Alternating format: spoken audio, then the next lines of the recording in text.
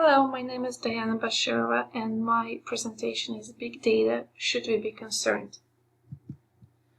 Our ability to analyze the past only based on study, creative and mathematical methods are rapidly running out.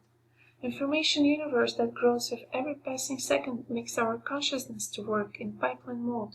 It focuses only on absolute small fragments of the picture to solve immediate problems. After that, the focus goes to the next segment of information. In this marathon of data, it's almost impossible to navigate, which leads to enormous stress to our body and mind, errors in calculation, and sharp decrease in any type of planning. The modern time data systemization is no longer possible in manual mode. This task is delegated to machines and computer algorithms.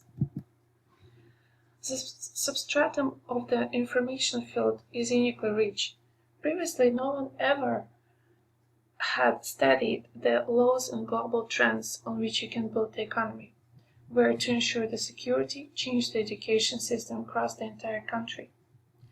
According to the analysis of the network space by the Google Trends algorithms, the term big data started to be used actively 4 years ago in 2011. But it became clear that only humans with supernatural abilities would be able to perform decisions, approaches, and technologies for the production, processing, and interpretation of the data. Big data called as a big because people themselves will never be able to cover all of their own diversity. But computer algorithms can do this. They have unique discoveries and insights. They're able to work with the information which for decades has been under our noses but to which we ourselves didn't pay attention, like a new type of oil. They help to optimize the performance of existing systems. Big data can say about all of us together and each of us individually. These findings improves our lives, but also can ruin it. A significant proportion of the flow of information that we get provide the Internet of Things. Thousands of daily mini devices that have unique identifiers can automatically detect, collect, and receive data on the activity of their respective owners. Earlier, we talked about how enormous this volume.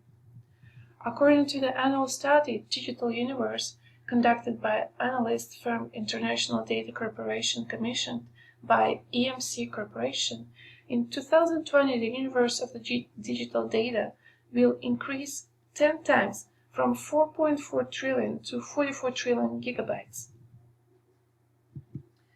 The key to modern communication with customers is individual adjustment to specific personal needs of the customers. The production customization, which originated as a powerful international trend in the consumer market at the beginning of the year 2000, experiencing a rebirth at the era of big data. Big data works of data signals. Around us there is a huge number of small causes and effects which describe how the processes are taking place daily, shopping in stores around the city, interacting with other people with the help of computer devices, our work, study, and leisure. Automated algorithms look at many small signals and try to figure out how to isolate the information from correlated data. Personalized approach to customers is realized through processing of large volumes of information.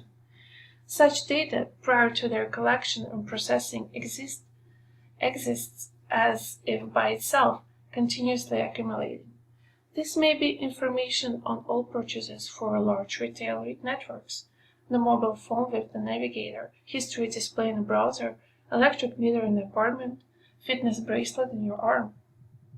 Big data is much more integrated into our lives than we think, and say more about us than we realize, and more than we would like to transmit to others. For example, the water meters and electricity meters in our apartments, which are used to collect more data on the housing stock and the energy consumption of private apartments, houses, and the whole block of the city. Depending on water and electricity consumption during the day, you can determine exactly how the family work or are at home, or are there any children in the house, and so on. These hypotheses are formed and then tested to the maximum level of their reliability. They can be used to improve our lives or to develop new service client requests. The data is all that can be collected and interpreted with large data stores, like the rest of the information on servers and physical media. If structured data has always studied pre-designed formulas, the unstructured data investigated more general algorithms that are trying to find them. Until the trend or an expected finding, it's impossible to predict a new correlation of data or trend. All work with estimated data occurs in real time. Of course, the more information they collect about people, the harder it is to be protected. It's believed that the large data is not sensitive to privacy rights and is not personal. This status is true, but only partially. Any seemingly little information about one person can say about this person almost all, if to consider 1,000 other people by the same detail and on the basis of the data obtained and compared the results. Thus, the contribution that we make to the big data, even if we do not recognize the time of transfer of data to external devices or third parties, is very small and has no value. Unless the big data contains other small details obtained from other people, all that creates complete picture like puzzle to puzzle. A few cents may not have real value and purchasing power, but all the cents from wallets of all residents of the city, and you get a total of several billions. When exploring large data, we cannot ignore the ethical aspects of their collection and processing. Where is the line between the non-personalized and confidential data of users? On one hand, there are cases when the data is extremely large favor and do not violate the rights to privacy. For example, a research project in the University of Kentucky used the data source activity of their students in social networks. The algorithm implemented in the university as a special IT product analyzed students' accounts in social networks. Their open conversations on forums and blogs, the number of check-ins to the lecturer, time and place of entry into the network on the campus. In order to eventually isolate data from this global map of the movements of people on the perimeter of the building, and in the future to design new campuses of schools and universities, libraries, and training centers with precise understanding of what specific audience and shape and size and availability, and to create a tighter communication between students and also between students and teachers. The collection of information, the scope of its end use and correlation are spaced very far away from each other. And there is some examples of how it was used. For example, it took a few years for the founder of the Massachusetts Institute of Technology, William Rogers, to realize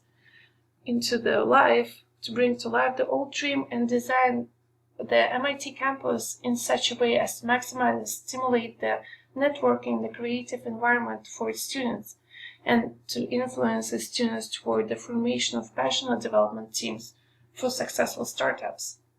Stairways and common areas in the building have been designed so that random people from different parts of the campus found themselves together as often as possible. Today, the design of such a smart building requires no more than a day. Even a young person has a smartphone with an integrated GPS locator. This data can be requested via an external API, and then simply compare the trajectories of thousands of students' indoor spaces to identify the most densely populated and attractive for campus networking. On the other hand, we will probably know the Target story, where Target found out that a girl was pregnant before her parents did, and how exactly Target did that.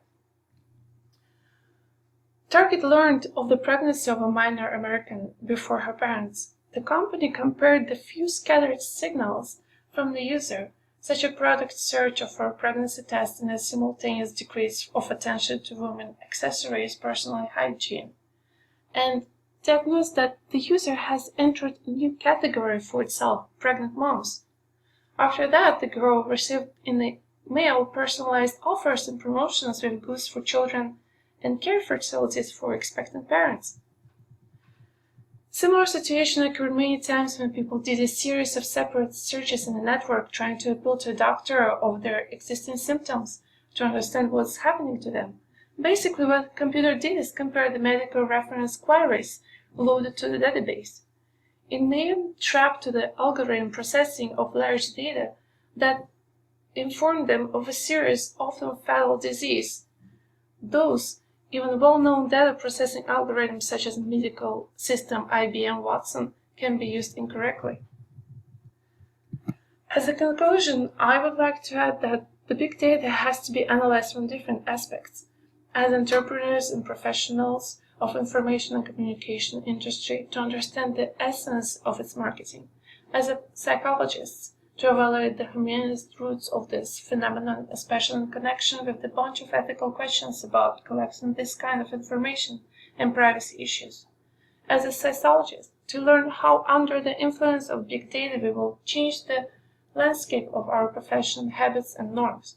As the modern people of present time, to find out why big data using the state or whether they are a new form of universal political system, information totalitarianism, could be true. Thank you.